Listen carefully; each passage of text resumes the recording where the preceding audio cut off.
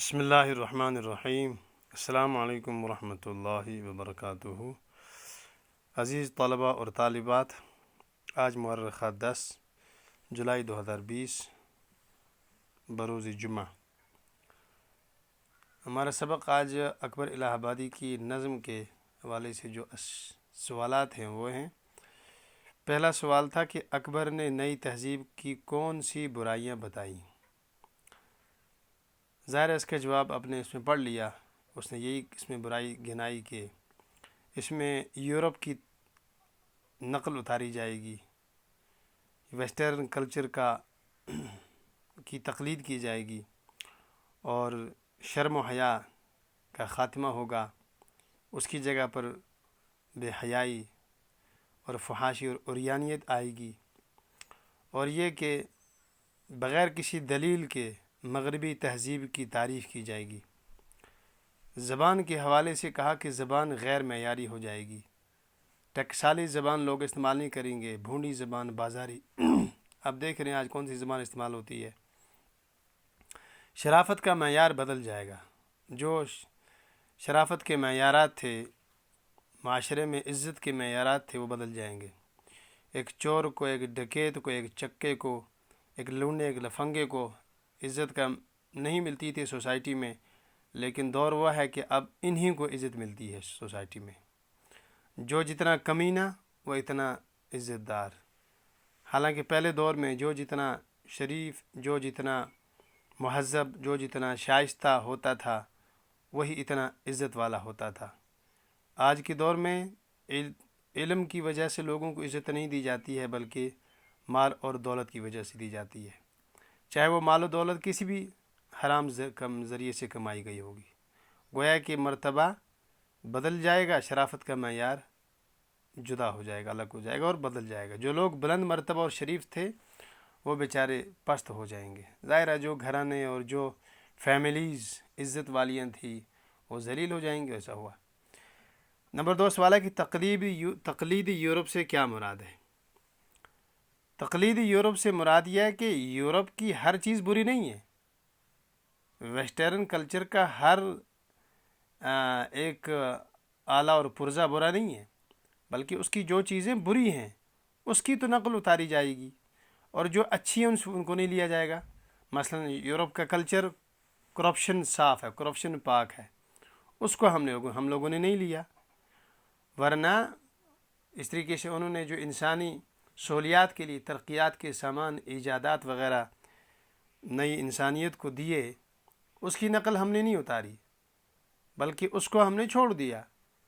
اس طریقے سے جو شرافت کے معیارات ہیں، مثلا صفائی معاملات، یورپ کے دکانداروں میں صفائی معاملات ہے۔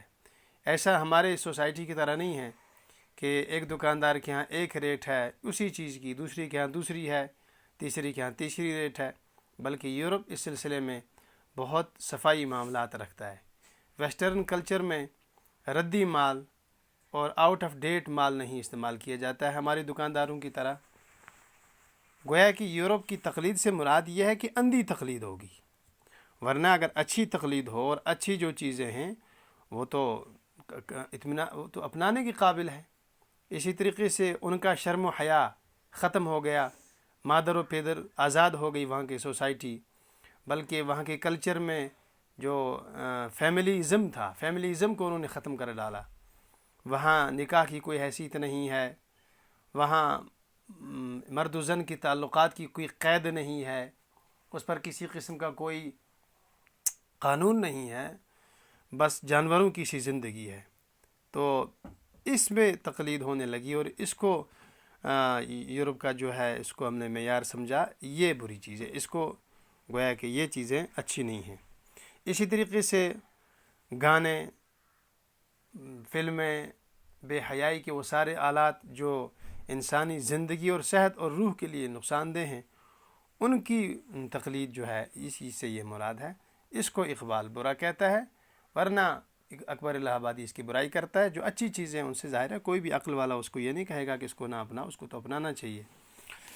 بہرحال علامہ اقبال، اس کے بعد ہمارے دیس نظم نگار ہیں علامہ اقبال۔ علامہ اقبال کو کون نہیں جانتا اردو شاعری میں، بلکہ شاعری میں جو ان کا مقام اور حیثیت ہے وہ کسی بھی زبان سے اور کسی بھی علاقے سے آزاد ہے. اس کو پوری دنیا میں عزت و تکریم کی نگاہ سے دیکھا جاتا ہے. اقبال کی پیدائش 1873 میں ہوتی ہے اور 1938 ان کی وفات ہے. بڑی مشہور ہے. حالات زندگی اقبال کے یہ ہیں. اقبال کا اصل نام محمد اقبال ہے. پھر اقبال ان کا جو لفظ تھا نام کا اس کو انہوں نے تخلص کر دیا. 1873 میں سیالکوٹ کے اندر ان کی پیدائش ہوتی ہے. شیخ نور محمد ان کے والد صاحب تھے. اقبال کے آباء و اجداد اصل میں وہ کشمیر سے ہجرت کر کے سیالکوٹ گئے ہیں. ان کے جو بڑے پرکھ تھے بزرگ ان کے وہ کشمیر کے تھے اور برہمن تھے. ظاہر ہے پہلی آبادی یہاں کی برہمن تھی. بعد میں جب اسلام کی دولت آئی روشنی آئی تو لوگوں نے اسلام قبول کیا اور سپرو خاندان سے ان کا تعلق تھا.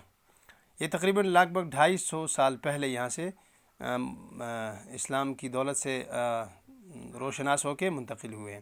اقبال کو اپنے کشمیری نژاد ہونے پر فخر تھا ہمیشہ ہی. ان کی جو ابتدائی تعلیم تھی وہ اپنے علاقے میں ہوئی ہے اور پھر عربی فارسی وغیرہ کے بعد انہوں نے یہیں جو امتحانات پاس کیے. پھر یہ لاہور چلے گئے ہیں سیالکوٹ سے لاہور اور وہاں جا کے انہوں نے BA کا امتحان پاس کیا ہے. پھر یونیورسٹی آف پنجاب سے انہوں نے MA کیا ہے فلسفے کے اندر اور اورنٹیج کالج سے انہوں نے تاریخ اور فلسفے میں پر پروفیسر کی حیثیت سے لیکچرز دیے ہیں. اس کے بعد ان کا PhD اور بیرسٹری کا جو تعلیم کا حصہ ہے وہ انہوں نے جرمنی اور انگلینڈ سے حاصل کیا ہے اور پھر لاہور آ کر انہوں نے وکالت شروع کی تھی اور پھر وکیل کی حیثیت سے کام کرتے تھے. اقبال حقیقت میں دنیا کے بہت بڑے مفکروں اور عالموں میں شمار ہوئے اور ان کو اس وقت کی جو برٹش حکومت تھی ان کی طرف سے سر کا خطاب ملا تھا جو کسی بھی علم کا سب سے بڑا اعزاز ہوتا تھا. پروفیسر آرنلڈ اور میر حسن ان کا بہت گہرا اثر رکھتے ہیں ان کی شخصیت کے اوپر اور داغ دہلوی ان کے شاعری کے استاد تھے. غالب کی بھی انہوں نے پیروی کرنے کی کوشش کی ہے. یہ بہت زبردست مشہور ہو چکے تھے اپنی ہی دور میں اپنی زندگی میں ہی اور عمر کے آخری حصہ ان کا ماشاءاللہ بہت ہی قبولیت کر رہا ہے. عمر کے آخری حصوں میں تھوڑے سے بیمار ہو گئے تھے اور پھر اسی حال میں ان کا انتقال ہو جاتا ہے لاہور کے اندر. ان کی مسجد ان کی جو قبر ہے وہ آج بھی جو شاہی مسجد ہے لاہور کی اس کے احاطے میں ہے اس کے صحن میں ہے اور وہاں ایک چھوٹا سا کمرہ ہے اس کے اندر ان کا مقبرہ ہے. اقبال بحیثیت نظم نگار شاعر ان کو جو شہرت ہوئی ہے وہ شاعر مشرق کی حیثیت سے ہوئی ہے. ان کا کلام پوری مشرقی تہذیب اور مشرقی تاریخ کا احاطہ کرتا ہے. خصوصاً مشرقی تہذیب ہم جب بات کرتے ہیں تو اسلام کی تہذیب اسلامی مشرقی تہذیب. اقبال کی شاعری میں حب الوطنی بھی ہے اور قوم اور وطن کی خدمت کا جذبہ بھی ہے لیکن اصل میں جو اقبال کا جو کلام ہے وہ قوم مسلم کی خاطر ظاہر ہے بحیثیت مسلمان بینگ مسلم ان کی تو یہ ذمہ داری بھی تھی جب وہ شاعر ہیں کہ وہ اپنی قوم کو جگائیں. تو اس حیثیت سے ان کے جو کلام کا جو سب سے بڑا حصہ ہے وہ اپنی قوم مسلم کو جگانے کے لیے ہے اور ان کو اپنی احساس دلانے کا جو اپنی حیثیت ہے اس کو پہچاننے کا اس کو جو ہے یہ درد رکھتے ہیں اور اس کی دعوت دیتے ہیں. ان کی نظموں میں قومی جذبہ بھی ہے جوش و ولولہ بھی ہے اور استدلال بھی ہے. ہر بات کو دلیل سے دیتے ہیں اور فلسفہ اور تصوف بھی ہے اور اپنی تہذیب اور اپنے وقار کی حفاظت اور اس کے لیے جد و جہد کرنے کی دعوت بھی ہے. اقبال نے اپنی شاعری سے ساری زندگی دلچسپی صرف اس لیے رکھی ہے کہ ان کے پیش نظر ایک مقصد ہے. اقبال ان شاعروں کی طرح نہیں ہے جن کا مقصد صرف بس دل لگی ہوتی ہے دل بستگی ہوتی ہے وقت ٹائم گزارنا. نہیں، اقبال کی شاعری مقصدیت کے تحت ہے. اور اقبال کا جہاں تک بات ہے اقبال کے فن کی تو اقبال اپنے فن میں یکتا روزگار ہیں تنہا ہیں. میں نہیں سمجھتا ہوں کہ بلکہ نہیں سمجھا جائے گا کہ اقبال کے جیسا کوئی اتنا بڑا شاعر ہو کہ جس کو زبان پر اتنی گرفت ہو. غالب کا کہہ سکتے ہیں ہم لیکن اقبال کی جو فنی حیثیت سے جو شاعری کی جو تمام ضابطے اور قاعدے ہیں شاعری کے جو اس میں پائے جاتے ہیں شاید وہ کسی دوسرے کے نہ پائے جاتے ہوں. سچی بات یہ ہے کہ اقبال رہتا تو ہے مشرق میں لیکن سرحدوں سے بھی پار کر گیا اور پوری دنیا میں ان کی شاعری کو پڑھا گیا ان کی شاعری کا ٹرانسلیشن کیا گیا ان کی شاعری کو سمجھا گیا اور ان کی شاعری کو خوب دنیا میں پھیلایا گیا. اقبال کی خصوصیت یہ ہے کہ اقبال اپنی شاعری میں مغربیت اور ویسٹرن کلچر کی اندھی تقلید کے سخت ناقد ہیں، اور اس کی انہوں نے پوری زندگی تنقید کی۔ شاخ نازک پہ آشیاں بنے گا تو ناپائیدار ہوگا۔ کہتا ہے کہ تہذیب یورپ ہے کیا؟ یہ بالکل شاخ نازک شاخ پہ کسی کا آشیانہ گھونسلہ ہو، ظاہر ٹوٹ جائے گا۔ بالکل اقبال نے پوری زندگی یورپ کی تہذیب کو، جس میں انہوں نے خود قریب سے دیکھا، وہ جرمنی میں رہے، انگلینڈ میں رہے، انہوں نے دیکھا اقبال نے کہ جس تہذیب کو ہم پسند کرتے ہیں وہ تہذیب اندر سے کتنی کھوکھلی۔ ظاہر ہے جو بندہ برطانیہ میں رہے گا، لندن میں عمر گزارے گا، جرمنی میں، جو ویسٹرن کلچر کے اس دور کے نمائندہ تھے، اور وہیں سے یہ چڑھی اور فروغ پایا، وہ پیدا ہوئی یہ تہذیب۔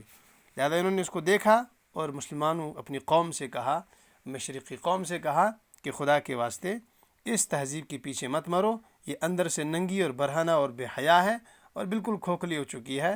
اپنی تہذیب پر ناز کرو، اپنی تہذیب کو ہی اپناؤ۔ اقبال کی شاعری کی 3 دور ہیں، ایک 1900 سے لے کر 1905 تک کے ہیں، اور پھر 1905 سے لے کر 1908 تک کا ہے، اور پھر 1908 سے لے کر ان کی زندگی کے آخری وفات تک کا ہے۔ اور یہ سب سے پختہ دور ہے ان کی شاعری کا، اور حقیقت میں ان کی اگر شاعری پڑھنی ہو تو تیسرے دور کی شاعری ہی پڑھنی چاہیے۔ اور ان کی جو کلام کا جو مختلف حصے ہیں، بال جبرائیل ہے، بانگی دھرا ہے، وغیرہ ہے، یہ ان کے کلام کے حصے جو ہیں یہ پڑھنے کے قابل ہیں۔ بہر صورت تو انشاءاللہ ہم کل ان کی ایک نظم ہے بزم انجم، اس کو ہم تھوڑا سا اس کا مطالعہ کریں گے، اور اس کی مختصر سی تشریح جو ہم عزیز طلبہ کے لیے ضروری ہے اس کو ہم آپ کے سامنے رکھیں گے۔ ضرور آپ اس لیکچر سے پوائنٹ نوٹ کریں اور اس کو جو اپنی کاپی میں نوٹ بک میں قلم بند کریں۔ تب تک کے لیے خدا حافظ۔